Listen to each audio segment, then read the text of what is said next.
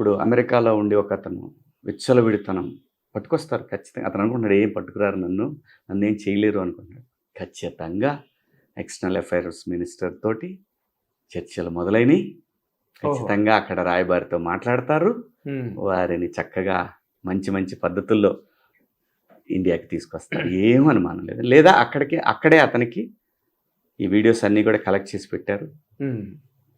అమెరికాలో ఉన్నటువంటి ఇదేంటంటే ఆ దేశంలో ఉండి ఇంకొక దేశం మీద కానీ ఇంకొక దేశంలో ఉన్న రాజకీయ వ్యవస్థ మీద కానీ రేసిజం, లైక్ పొలిటికల్ రేసిజం అలాంటిది క్రియేట్ చేయటం అనేది నేరం ఆ దేశంలో. సో మన ఎన్ఆర్ఐలు పాపం వాళ్ళ పనిలో వాళ్ళు ఉంటారు, వాళ్ళ టెన్షన్లో వాళ్ళకు ఉంటాయి. అక్కడ లాయర్ల ఫీజులు ఎక్కువ, పాపం పెద్ద పట్టించుకోలేకపోవచ్చు.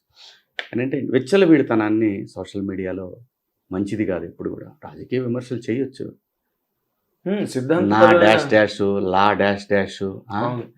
ఆ బాబు గారిని అయితే ఒక మాట కాదు. అలాగే ఇంకా ఉన్నారు, ఒక 4-5 ఉన్నారు బయట దేశాల్లో ఉండి ప్రతిరోజు ఓడిపోయిన తర్వాత, వైసీపీ ఓడిపోయిన తర్వాత కూడా అదే స్థాయిలో విరుచుకొని పడుతున్నారు. అంటే వాళ్ళ ఉద్దేశం ఏంటంటే, నాకు యుఎస్ వీసా ప్రాబ్లం లేకపోతే నేను వెళ్ళేవాడిని ఖచ్చితంగా, యూకే మాత్రం వెళ్తా ఖచ్చితంగా. బాగా రెచ్చిపోతున్నారు. తప్పది.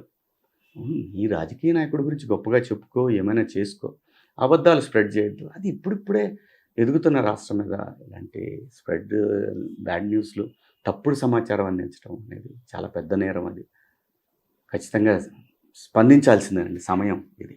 అదే నిజంగా. అంటే మీరు ఏ రోజున పార్టీ తరఫున కానీ ప్రభుత్వాల్లో కానీ ఏ రోజున ఏ పదవి ఆశించకుండా మీదైన గళాన్ని చాలా గంభీరంగా చాలా గొప్పగా మాట్లాడుతూ వచ్చారు ఈ రోజు వరకు. ఓకే, మీరు దేని గురించి అయితే పోరాడారో అది ఈ రోజు మీకు మిషన్ కంప్లీటెడ్.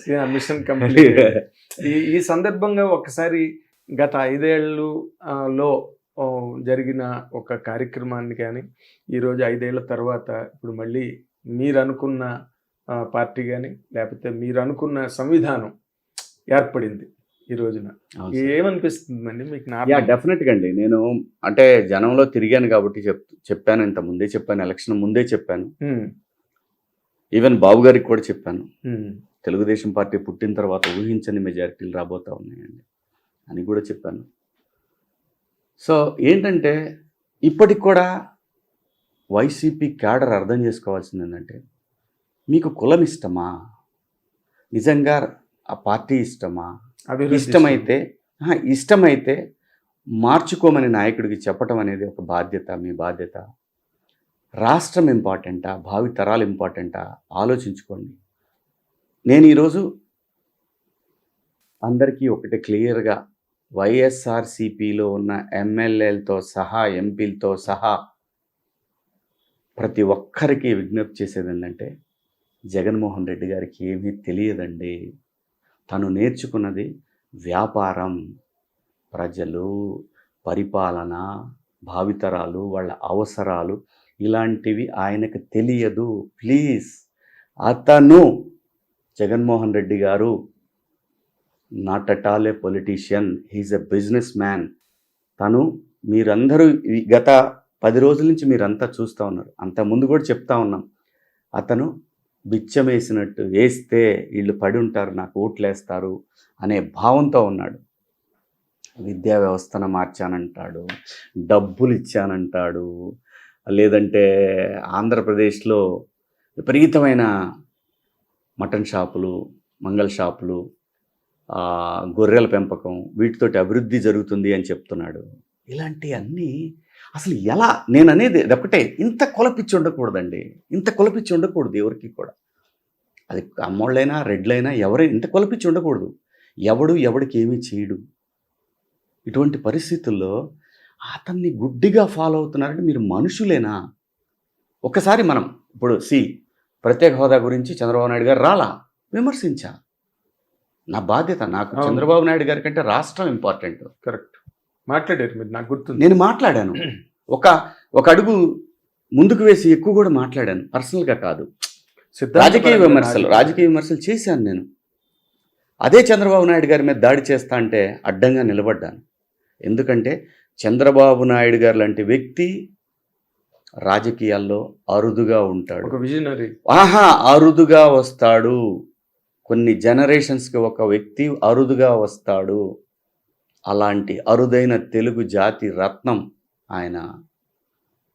సైబరాబాద్ను కట్టింది ఆయన కదా. ఈ హైదరాబాద్ నగరంలో, తెలంగాణలో ఈరోజు ఇంత అభివృద్ధికి కారణం ఆయన కాదా? అవును, మొన్న పవన్ కళ్యాణ్ గారు మొన్న కూడా నేను సైబరాబాద్ నుంచి వస్తుంటే అలాంటి విజన్ ఉన్న వ్యక్తి, ఇన్ని వందల వేల కోట్ల వ్యాపారం జరుగుతున్న ఒక వ్యవస్థని నెలకొల్పిన వ్యక్తిని ఆఫ్టర్ ఆల్ ఒక చిన్న కారణంలో పెట్టి అని ఆ రోజు మాట్లాడారు. ఎంత దుర్మార్గం అండి అది, అసలు ఎంత దుర్మార్గం. ఆయన్ని, ఆ వ్యక్తిని కాపాడుకోవడం మన బాధ్యత అనిపించింది సార్. లేకపోతే ఆ రాష్ట్రాన్ని మర్చిపోవటమే. ఇది నా స్టేట్మెంట్, మీకు తిరుగుతూ ఉంటుంది చూడండి వీడియోలో. 2024లో గనక చంద్రబాబు నాయుడు గారు అనే వ్యక్తి రాకపోతే ఇక ఈ రాష్ట్రాన్ని మర్చిపోవటమే అని చెప్పి అది ఒక వీడియో తిరుగుతూ ఉంటుంది మీకు చూడండి. అది 2020లో చేసింది అనమాట అది. ఎందుకంటే ఆయనకేం తెలియదండి జగన్మోహన్ రెడ్డి గారికి. మళ్ళీ చెప్తున్నా, షర్మిల గారు అసలు కంపారిజనే కాదు, అసలు వాళ్ళిద్దరికి కంపారిజనే కాదు. షీఈస్ బ్రిలియంట్, చాలా తెలివైన రాజకీయ నాయకురాలు, సందర్భోచితంగా మాట్లాడుతుంది. తెగింపు, విమర్శలు కూడా చాలా క్యాలిక్యులేటెడ్గా విమర్శలు మొదలు పెడుతుంది. అవును, అంత తెగింపున్న మహిళ. అన్నీ ఉన్నాయి మరి ఆయన దగ్గర. ఆమెలో ఉన్న దాంట్లో రవ్వంత కూడా లేదండి. ఒకటే టార్గెట్, ఎర్న్ మనీ, డబ్బు సంపాదన, విచ్చలవిడతనం. తనకు నచ్చిన వాళ్ళైతే ఇష్టం వచ్చినట్టు ఉద్యోగాలు ఏం చేశారు. 30,000 ఉద్యోగాలు, 60,000 ఉద్యోగాలు వేయించారంట. అవును, వస్తున్నాయి బయటికి. ఐ థింక్ నేను అనేది, అరే బాబు శివాజీని విమర్శించండి, మీ ఇష్టం వచ్చినట్టు మాట్లాడండి. నాకు తెలుసు పట్టకరావడం కూడా తెలుసు. ఇప్పుడు మిమ్మల్ని పట్టకరావడం పెద్ద క్వశ్చనే కాదు నాకు. ఏది రాజ్యాంగబద్ధంగా సైబర్ లా ఏదైతే ఉందో దాని ప్రకారం ప్రతి ఒక్క యదవని తీసుకొచ్చి కట్టి పడేయగలను అక్కడ పోలీసుల ముందు. అలా చేయొచ్చు. కానీ ఏంటంటే మీకు విలువ ఇవ్వదలుచుకోవాలా నేను. మీరు ఆఫ్టర్ ఆల్ గాళ్ళు. కాకపోతే జర్నలిజం పేరుతోటి కొంతమంది ఇవి ముదురుతున్నాయి, బాగా ముదిరిపోయినాయి. ఈ మధ్య వింటున్నాం, ఎవరో ఒక అతను కాస్ట్లీయెస్ట్ జర్నలిస్టు ఆంధ్రప్రదేశ్లో అని చెప్పి, సౌత్లో కదా, ఇండియాలోనే ఒక అతని గురించి ఏదో సోషల్ మీడియాలో తిరుగుతూ ఉంది. ఇలాంటి యదవలు ఇంకా 2-3 తయారవుతున్నారు. ఈ యదవలు ఇవేంటంటే, ఇంకొక అతను అండి, సాయి అని జర్నలిస్ట్ అని చెప్పుకొని తిరుగుతూ ఉంటాడు. సాయి క్లియర్గా చెప్తున్నా, నేనేదో చాలా తెలివిగా ఆంధ్రప్రదేశ్ ప్రభుత్వం మీద విమర్శలు చేస్తున్నానని చెప్పి ప్రతీ నెల నీ జీతం ఇది నీకు రావాలంటే నేను చాలా తెలివిగా రెండు సార్లు 2 వీడియోలు వేస్తాడండి చంద్రబాబు నాయుడు గారి గురించి పోగొట్టా. 10 వీడియోలు విషయం చెబుతూ ఉంటాడు. సాయి చెప్తున్నాను, ఖచ్చితంగా నిన్ను వదిలే ప్రసక్తి లేదు. గుర్తుపెట్టుకో ఈ మాట. నువ్వు రాష్ట్రం మీద విషయం చెబుతున్నావు, చాలా చాలా చాలా అతి తెలివితేటలు ఉపయోగిస్తున్నావు. గుర్తుపెట్టుకో, కర్మ తిరిగి మన దగ్గరికే వస్తుంది. నువ్వు అనుకుంటున్నావు కదా, నీ కర్మ ఎలా కాలుద్దో చూడు. నువ్వు రాష్ట్రం మీద విషం చిమ్మావు గడిచిన 10 సంవత్సరాలుగా, ఇప్పుడు కూడా అదే విషయాన్ని చిమ్ముతున్నావు. గుర్తుపెట్టుకో, నీకు పిల్లలు ఉన్నారు, భావితరాల భవిష్యత్తు మీద విషయం చిమ్ముతున్నావు నువ్వు. చంద్రబాబు నాయుడు గారి మీద కాదు. గుర్తుపెట్టుకో, చంద్రబాబు నాయుడు గారికి ఊడేది ఏం లేదు. ప్రజలే ఆహ్వానించి 164 సీట్లు ఇచ్చారు. నువ్వెవడరా? ఏం జర్నలిజం నీది? ఏం జర్నలిజం నీది? ఒక్కదాని మీద నీకు క్లారిటీ ఉందా? నీదంతా కూడా ఏంటి చెప్పిన సబ్స్క్రైబ్డ్ బేస్డ్. ఎందుకంటే వైసీపీ క్యాడర్ కావాలి, పవన్ కళ్యాణ్ గారి క్యాడర్ కావాలి, బీజేపీ క్యాడర్ కావాలి. ఏం తమాషా చేస్తున్నావా? నీ మీద కేసులు పెట్టడం 10 నిమిషాల పని. మార్చుకో, మనిషిలాగా మారు. నీకు పిల్లలు ఉన్నారు. 5 కోట్ల జనాభా ఉన్న 6 కోట్ల జనాభా ఉన్న ఆ ప్రాంతంలో ఇప్పుడు మొదలైంది అసలైన పరిపాలన. ఇష్టం వచ్చినట్టు పేలితే మాత్రం సాయి, ఖచ్చితంగా నీ బతుకు కూడా గుర్తుపెట్టుకో ఐటీ డిపార్ట్మెంట్లో ఉంటుంది. గుర్తుపెట్టుకో, నీ సంపాదన, నీ వ్యవహారాలు, నీ ఆస్తులు మొత్తం బయటికి తీస్తున్నారు. గుర్తుపెట్టుకో, వదిలేస్తారనుకున్నారా మీరంతా? మీ ఇష్టం వచ్చినటువంటి జర్నలిజం అని చెప్పి ఎర్నలిజం మొదలుపెట్టిన మీరు. కానీ ఏంటంటే, నేను కేవలం మీలాంటి సన్నాసుల్ని టార్గెట్ చేసి ప్రజల్ని డైవర్ట్ చేయదలుచుకోవాలా. ప్రజలకు కావాల్సిన ఆంధ్రప్రదేశ్ అమరావతి, ఆంధ్రప్రదేశ్ భవిష్యత్తు, వీటి గురించి ఆలోచిస్తున్నారు. కానీ ఈ ఎదవలు చెప్పే సొల్లు గురించి ఎవడు ఆలోచించట్లా. ఉన్నారు 4 ఎదవలు ఉన్నారండి ఇంకెప్పుడు కూడా యూట్యూబ్లో. వాడు పొట్టు ఉంటాడు, పీడీటీవీ అని కనపట్లేదు, వాడి కోసం తిరుగుతున్నారు పోలీసులు. ఓకే. అంతా విషం అండి, అంతా విషం డబ్బుతోటి. అంటే ఇప్పుడు ఎలా యూట్యూబ్ కాదండి, ఇక్కడ కూడా హైదరాబాద్ బేస్డ్ యూట్యూబర్స్ కొంతమంది ఉన్నారు.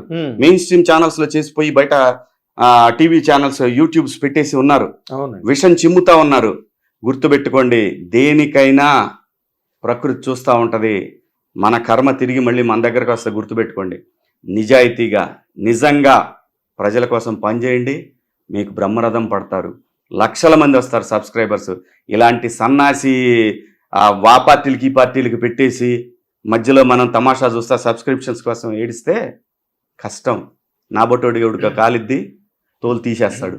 హిట్ టీవీ యాప్ ని డౌన్లోడ్ చేసుకోండి. ఇందులో short news, live news, entertainment movies అన్ని అవైలబుల్ గా ఉన్నాయి. Please download Hit TV app. Hit TV app. Hit TV యాప్ని ఫ్రీగా డౌన్లోడ్ చేసుకోండి.